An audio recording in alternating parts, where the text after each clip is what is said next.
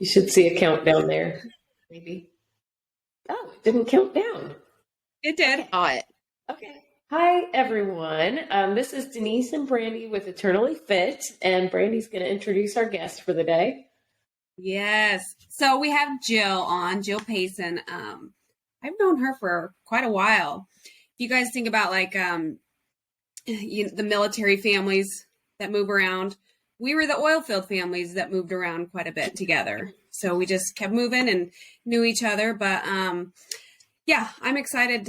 I've heard Jill's story before, and it really impacted my life because of my son at the same time. So I'm going to let Jill tell her story, and then, we'll ask questions along the way or whatever, however it goes. All right, Jill.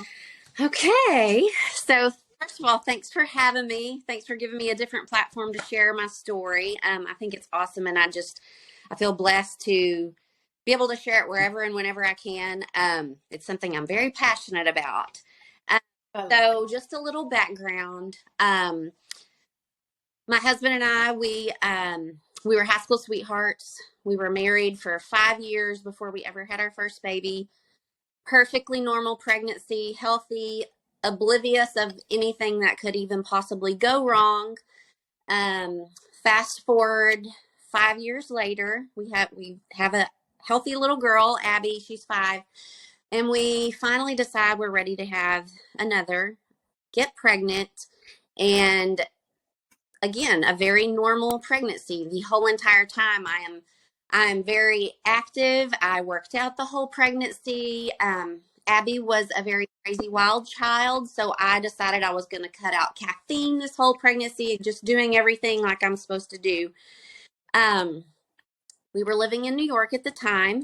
Like Brandy said, my husband owned an oil field business, and his job took us there. We live in Texas. We had relocated there, and I had an appointment every time. It was always at like 8:15. After I dropped Abby off at school, I would go have my checkup.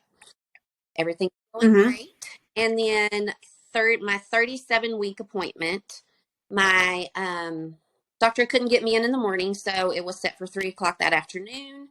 Took Abby to school. My girlfriend and I were running errands. We did some stuff for Chris that day. We had lunch. I was very busy, very on the go, very pregnant. Didn't have a whole lot of room. My Siri is talking to me. Didn't have a lot of room, to really feel a ton of movement.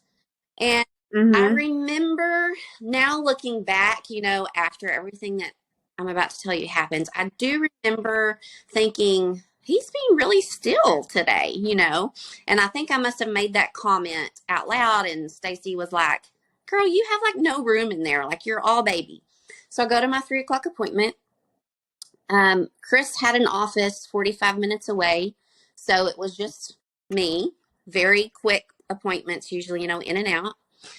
And so the first thing they did was bring out the Doppler and put it on my belly, and was just normal. Yeah, totally normal. Moving it around, and just kind of continuing to move it around, and I'm not alarmed at all. She's just like, he's being stubborn. Like, he's probably, hiding in the back, I'm going to go and we're just going to do a vaginal ultrasound just so I can get a closer look. And so she's like, head out to the waiting room and I'll call you when it's time to come back. And as I sat in the waiting room in a room full of pregnant women, it instantly just hit me like something's wrong. I instantly sent a group text to my mom and my sister and my sister-in-law. I did not send anything to Chris because I didn't want him worried if there was nothing to worry about, but I just had this gut feeling that something was bad. And I just said, they couldn't find a heartbeat. Y'all pray everything's okay. And so after I sent that out, I just completely lost it in the waiting room. Had to go ask them for a room, go into the room.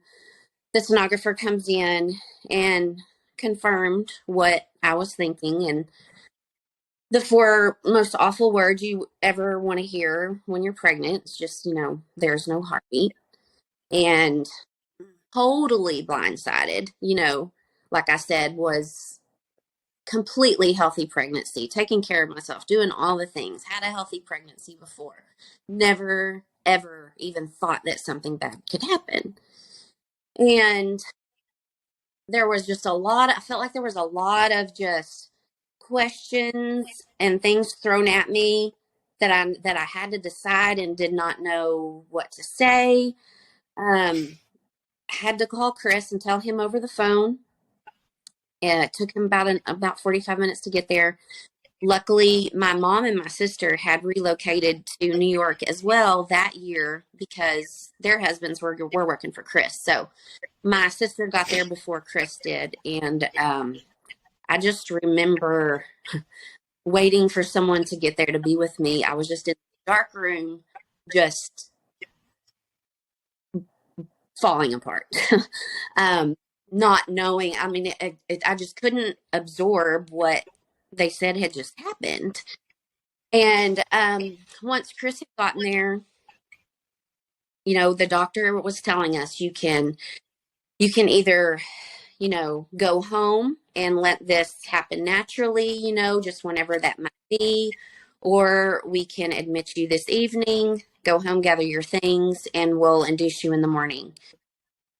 And again, you don't know what's right. You don't know what's wrong. And we made the decision to go to the hospital. It was just like, I don't know. I couldn't think of going home and with Abby, with just everything and acting like everything was fine. I don't know. I just couldn't do it. So we went home, packed our bags, and Chris was waiting in the car. And I remember when I got out of the car and I walked inside, I was walking through the garage. I can picture it so clearly. I felt something, like it felt like a kick in my stomach. And I immediately told Chris, I'm like, the doctor's wrong. Like, he is alive. Like, I felt a kick. And I was holding on to that hope the whole ride to the hospital. They took me up to the room, and that's the very first thing I told the nurse. I was like, this is what the doctor told me, but I just felt him kick. And I'm sure she knew the answer, but she did, do a Doppler again just to, I think, just satisfy my mama heart. But it was basically like a ghost flutter. So I guess it was my body already starting the contractions, the process, labor. Okay. And so then I really knew, like, I am fixing to have to do this. I was scheduled to be induced the next morning at like 7 or 8. I don't remember. They took us to a room, like on a hall without any other, pregnant mamas, very secluded. The nurses were absolutely amazing, very compassionate. And Chris had fallen asleep. I was laying in the hospital room. It was dark. And I just remember completely full of fear. Fear because I was about to deliver my baby boy who was not going to be alive. And I just kept telling God that I cannot do this. And I cry every single time I tell this story, and I've told it a million times. I always think I'm do, and I always do. Yeah, but the emotions just show. I mean, it does not matter how much time has passed. Like, it's your baby, and that is going to be a pain that you just have to learn to live with. So, right. I was at a phase in my spiritual life where I grew up going to church, then kind of got away from it through college, started going to church again shortly after we were married. Chris wasn't going at the time, but I wasn't at a place where I could just pull scripture, and comforted by his word.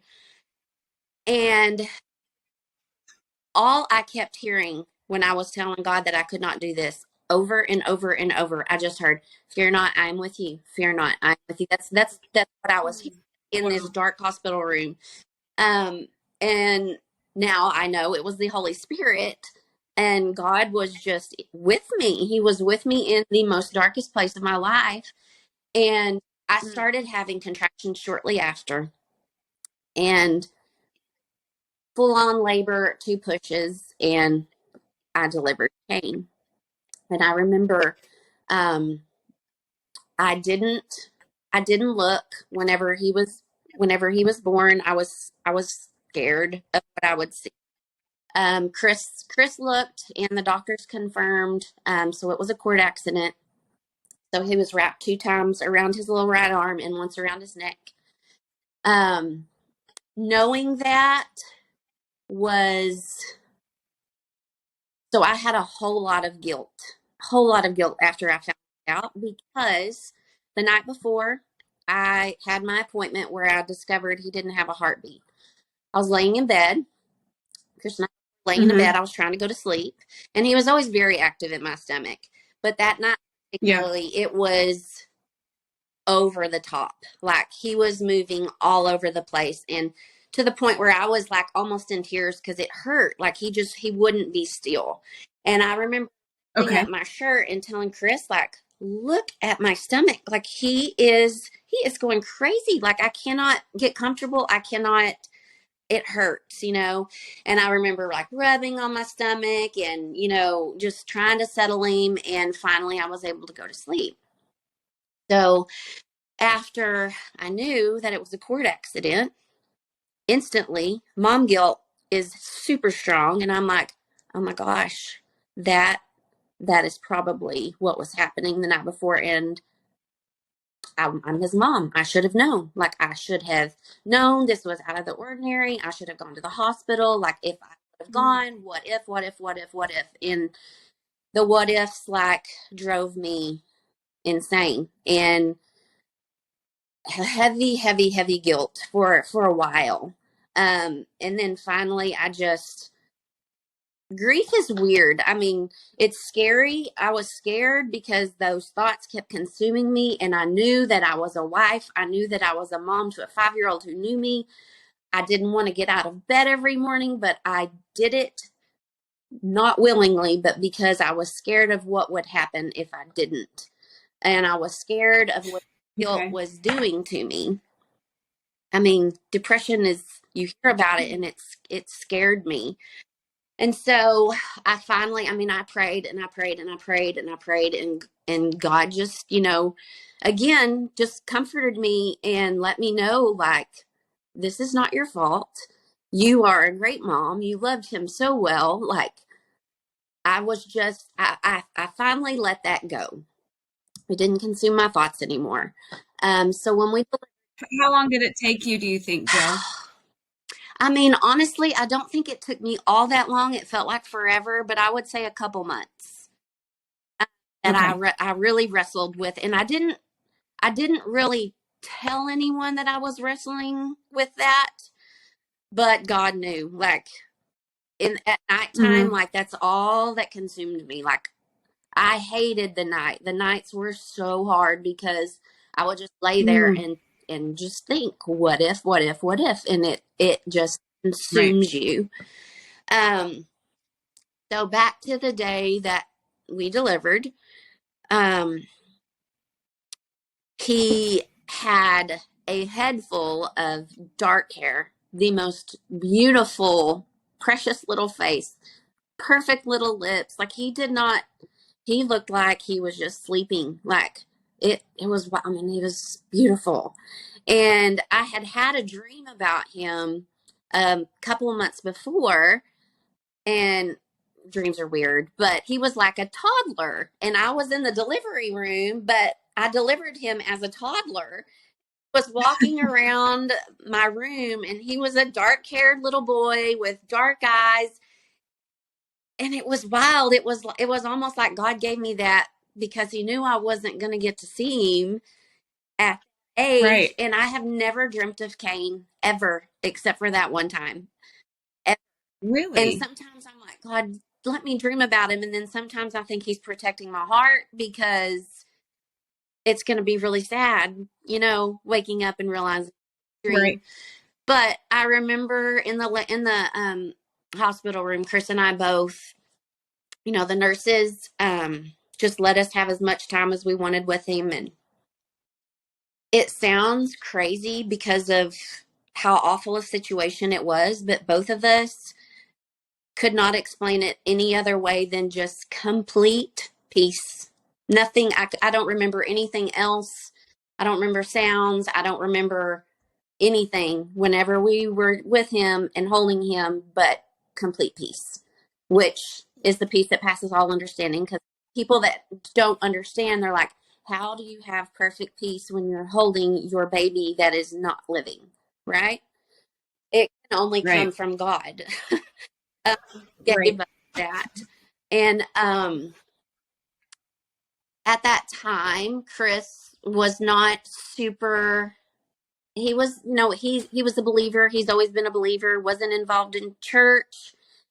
But after we lost Kane, I remember the Sunday I started going back to church. Abby and I are getting ready, and he's getting dressed, and I'm like, I'm trying to play it cool, and he's like, I think I'm going to go to church with y'all, and I'm like, okay. And so you never know what purposes your hurts are going to be used for, because one of my very good friends and I both, like, we went to church forever. We were sitting together. Our husbands didn't go. One of my greatest prayers for the longest time was, God, just get Chris to church. Get him to church. Get him to know you. Get him to want a relationship with you, not just to know your God, but to know you are God.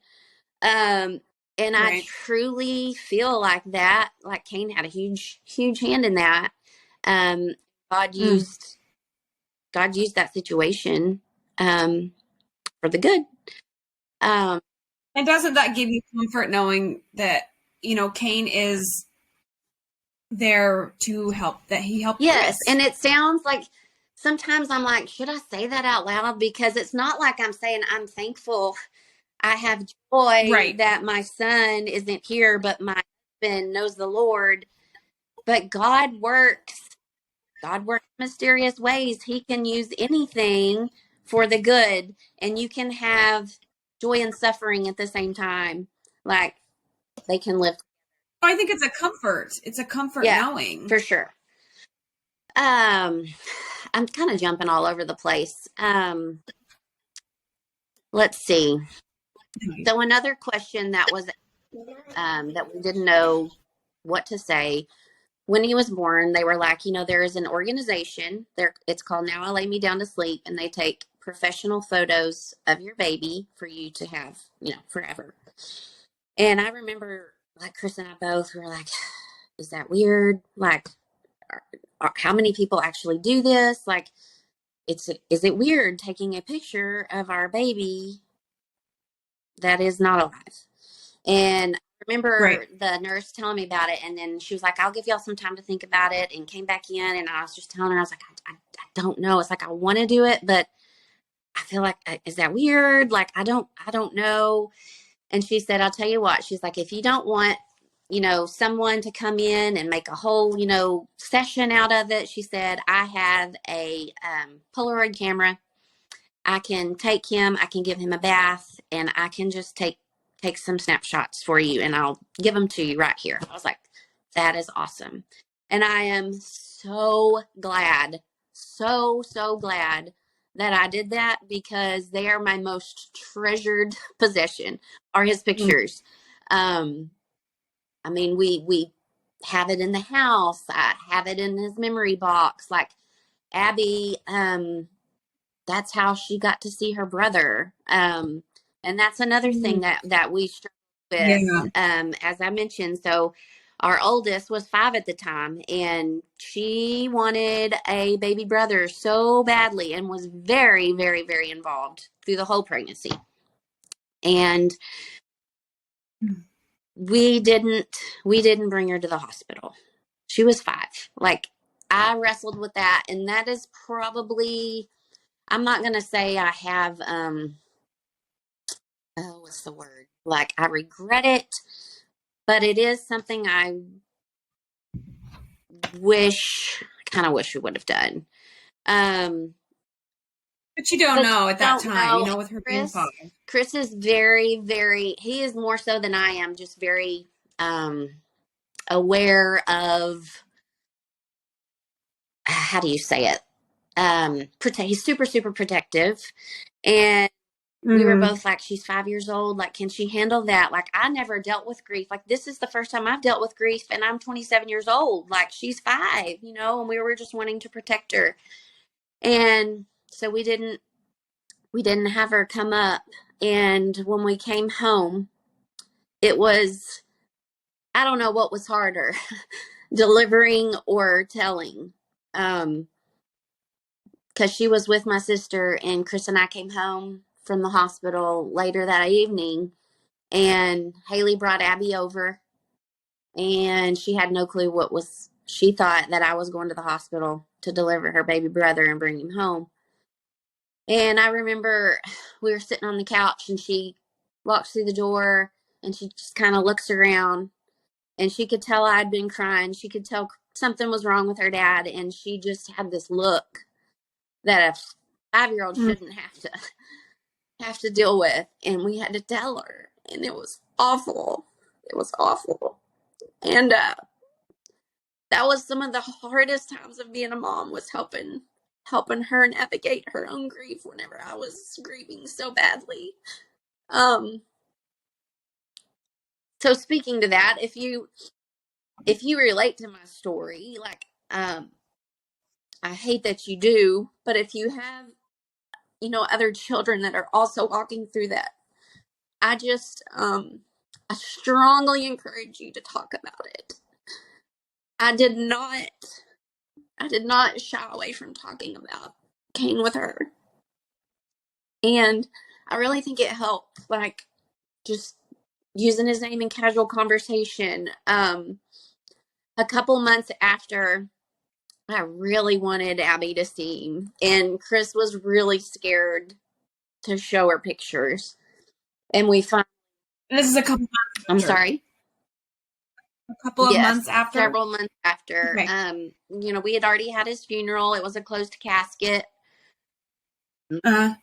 We came back to Texas to bury him. And I just carried his pictures everywhere, and I just wanted to show everyone. Like, I was proud. Yeah. He was beautiful. He was mine. And I just kept telling Chris, I'm like, I really think it's going to help her. I think it's going to help her grieve. Like, she asks all the questions, what did he look like? And what color was his hair? And how big was he? And so finally, I think he realized, like, Jill is not going to give this up. So,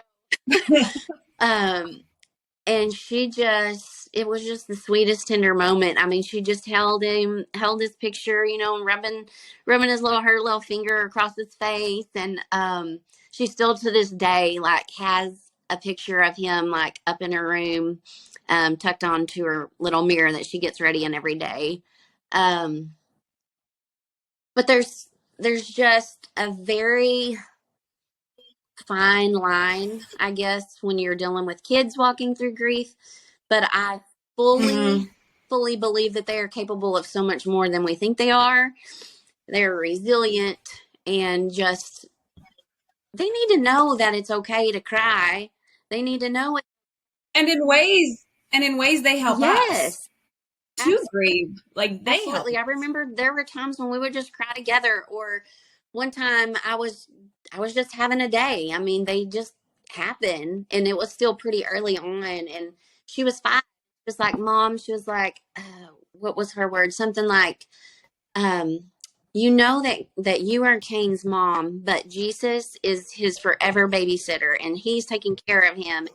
Get there, like, I know kids say the best things sometimes.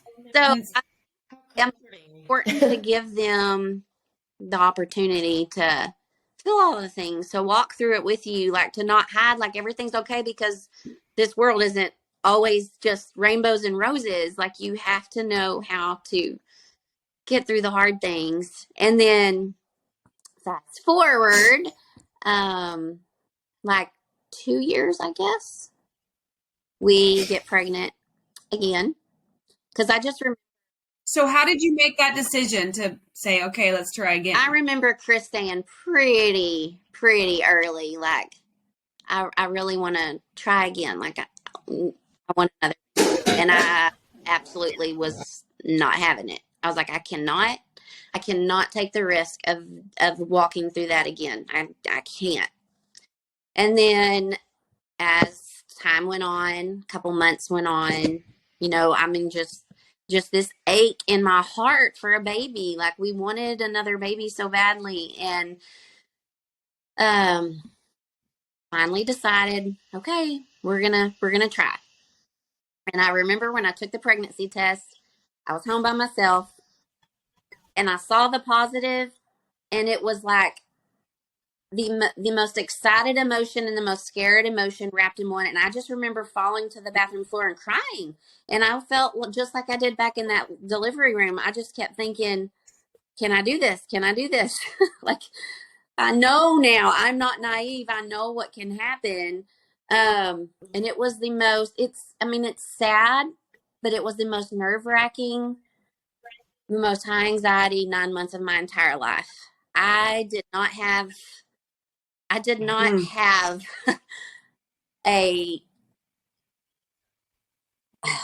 I don't know, I was a ball of nerves and mess. And I mean, so bad that I like had a Doppler. Like, I bought a Doppler and I constantly was checking my stomach. And I think that's normal talking to people now for years. Like, Sure. it's normal. Yeah. But it was kind of sad because I didn't get that same kind of experience with Maggie like I did with Abby through my first pregnancy, because I was worried. But Right. at my 37-week appointment, I go in. My doctor fully knows, my previous circumstances, and my fluid levels were just like a smidge low. And I kept telling her, I'm like, Dr. Atkins, like, if there is any way, like, I don't want to go past that mark that I lost Kane. Like, can we don't? And she was like, technically, I can't induce you unless there's a reason to induce you. And so, You're like, there's the so reason.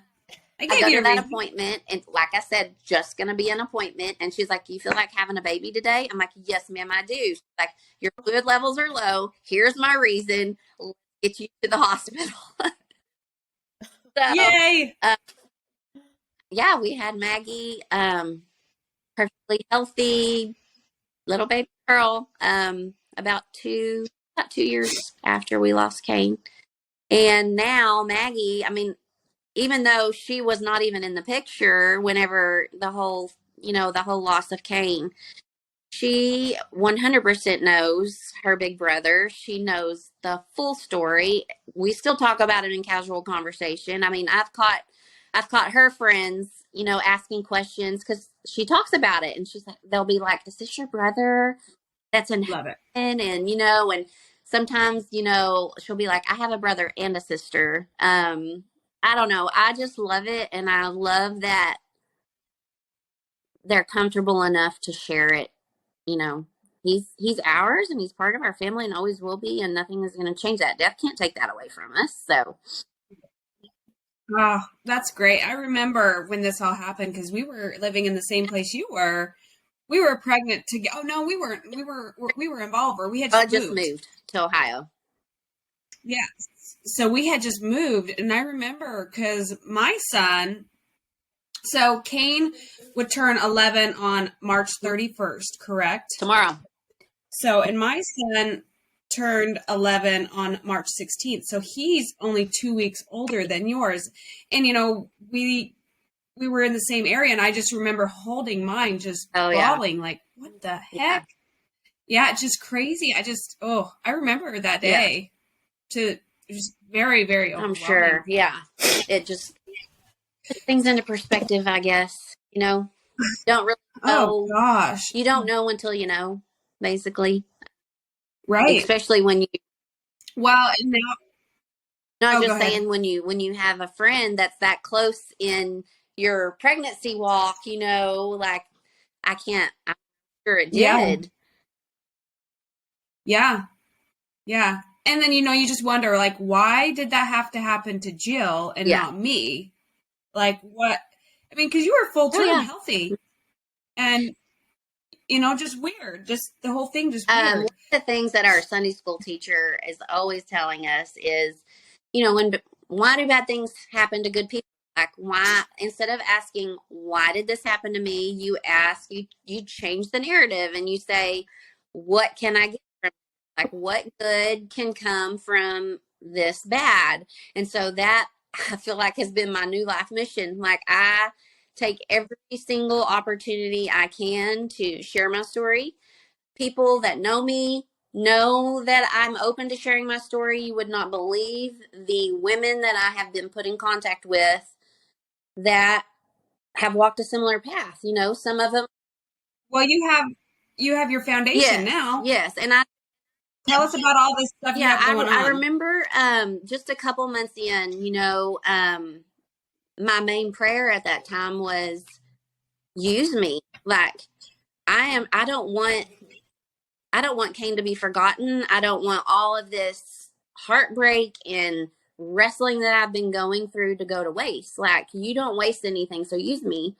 And that's when people started telling me, hey, I have a friend that just lost a baby, or 3 years ago my best friend had a miscarriage. And so I slowly started reaching out that way, and it was always just through like Facebook Messenger or text or anything like that, Mm-hmm. for several years actually.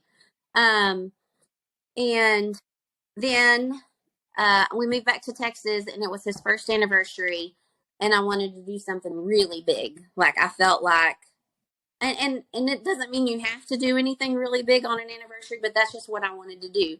And so I formed a team, and we raised like over $10,000 for March of Dimes, and we did the March for Babies walk.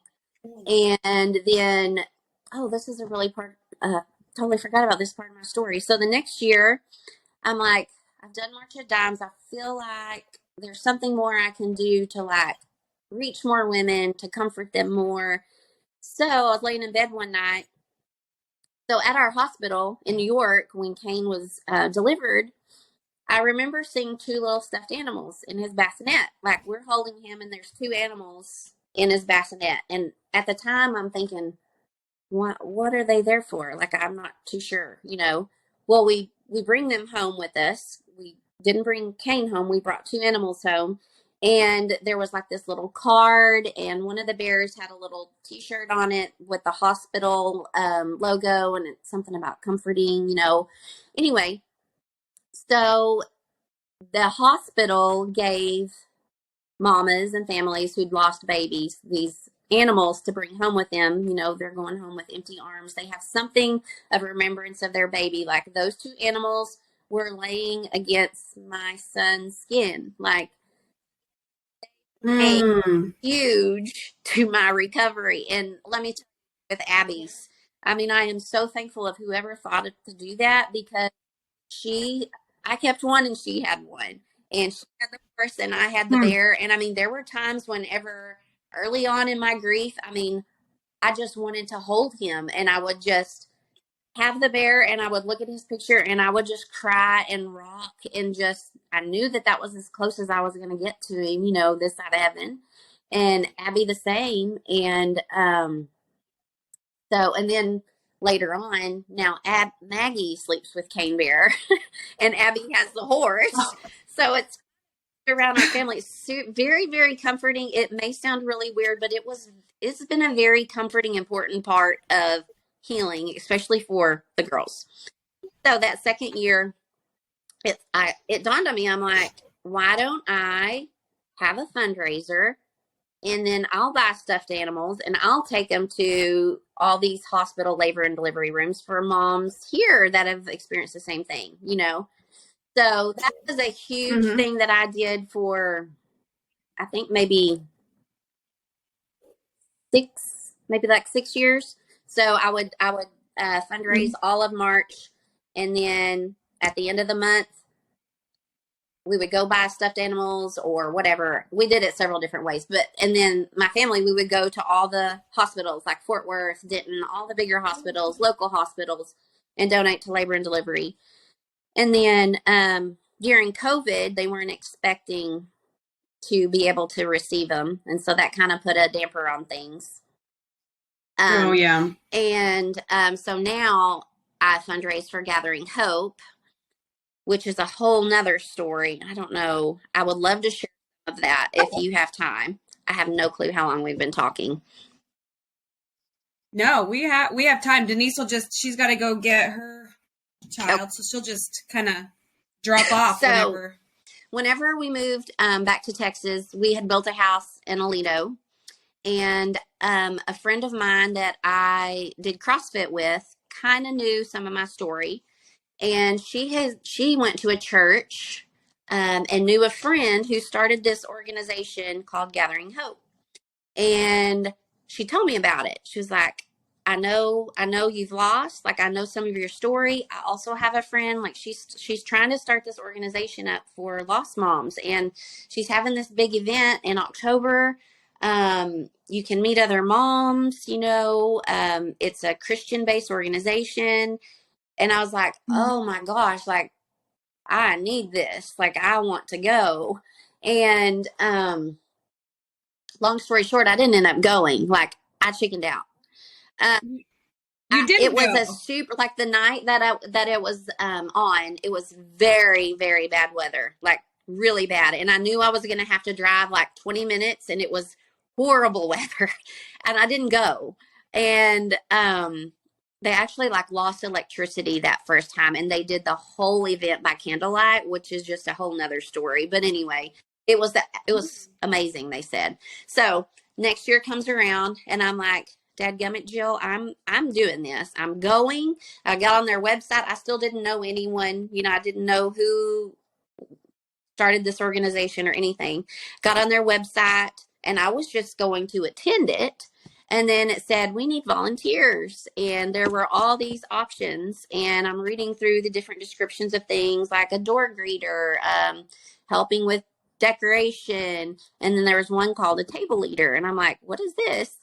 And so part of the event, you are circled up into small groups of women, like 8 or less, and you're sharing your story just with that small group versus the big room. Mm-hmm. And a table leader basically shares their story first, and then just kind of, facilitates the conversations and lets everyone who wants to share. And I was like, I've shared my story enough. Like, I want to do this. Like, this is what I've been praying for. Like, I've been praying for God to use me in a bigger way. This is it. And so I signed up without ever knowing what I was getting myself into to serve as a table leader and to attend the event the first time. And totally, like, Gathering Hope gives me so much purpose. Like, I feel like it was what I was meant to do whenever I'm, comforting these women, talking with these women, sharing their stories. So it is a nonprofit. They offer community to lost moms. They offer resources, counseling, an amazing community of women who've lost. Unfortunately, there's too many that do know it, but and we don't, many people don't know. And I always tell my friend Deanne, I'm like, you have no idea how much that one little invitation that you gave, like, changed me. Like, Gathering Hope was such a huge part of my healing process, because I'm just one of those who I have to talk about it. Like, there are some who completely close up and they just stuff it. But I've got to get it out.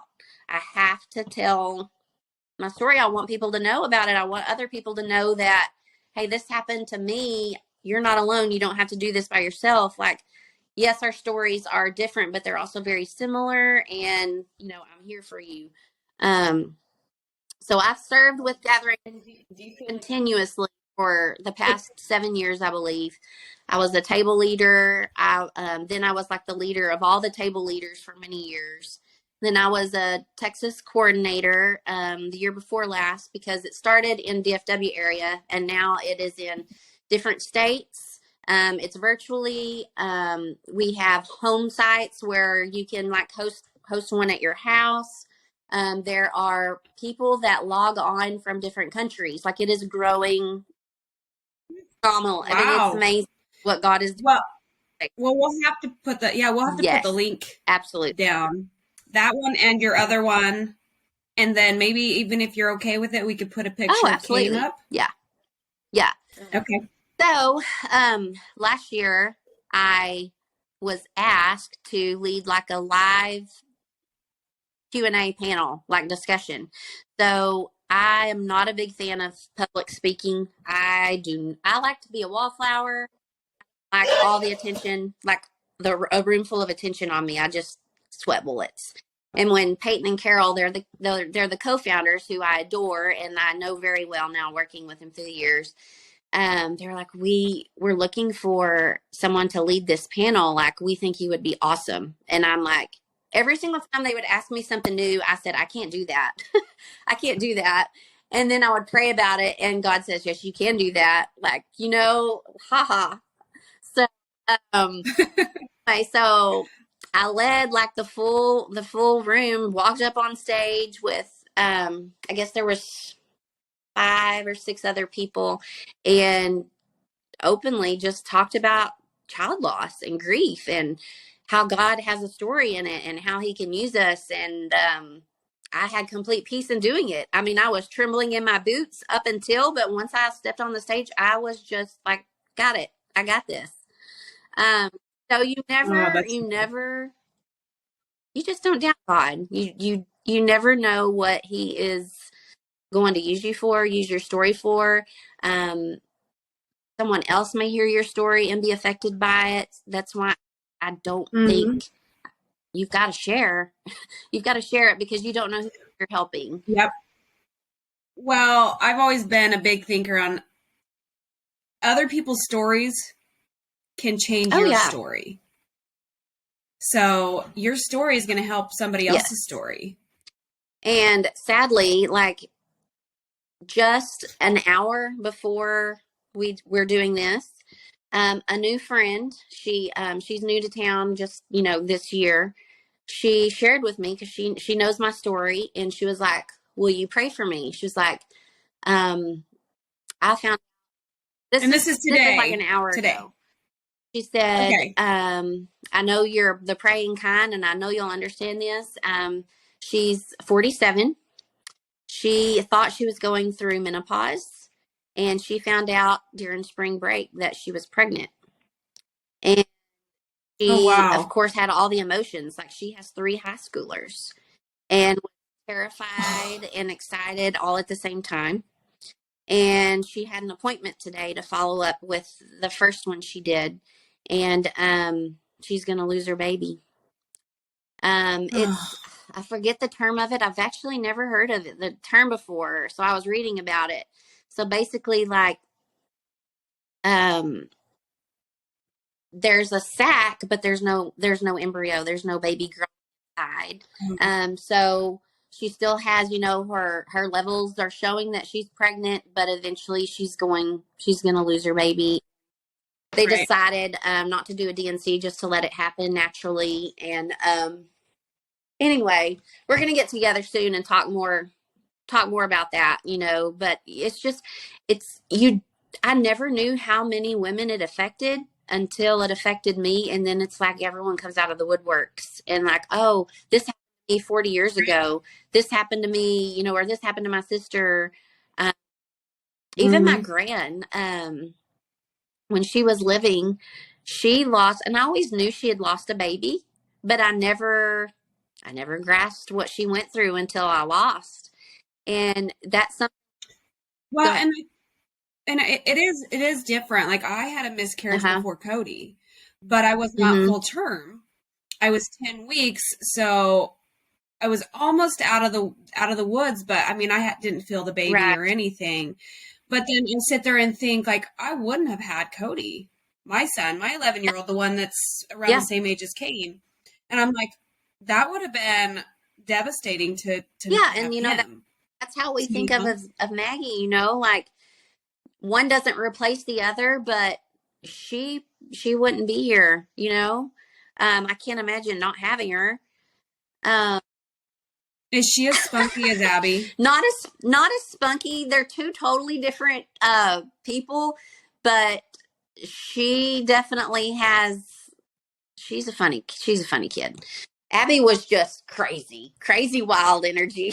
Maggie is a little more chill, but she's funny, but she doesn't try to be funny. She just is funny. Oh, well, I'm glad you came on today and shared your story, and hopefully, you know, maybe we'll have you on again. Yeah, And thanks for letting me I share. And I just heck yeah. there is And any woman out there that has ever lost, like I strongly encourage you to click the link that Brandy's going to put up for Gathering Hope. Whether you are out of state or not, like we can get you connected and plugged in, and you will be blessed. and you said there's multiple around different states. Are there any You know, I'm where going I'm to have at? to look. I know there's one